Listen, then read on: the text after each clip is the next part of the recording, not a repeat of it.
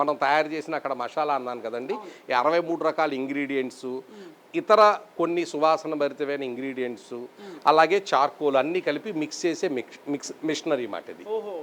దానికి వేమెంట్ ప్రకారం వీళ్ళు వేమెంట్ చేసుకొని అక్కడ మిక్సింగ్ చేసుకుంటారు. తాతగారి దగ్గర నుంచి వచ్చింది. ఇదంతా తాతగారి దగ్గర నుంచి వచ్చిందే. మరి ఆయన ఆ రోజుల్లో చేత్తో, మా మామగారును మా తాతమ్మ గారు ఇద్దరు కలిసి చేత్తో పొడి కలిపి చేత్తో అగరబత్తి చేసి అమ్మేవారు.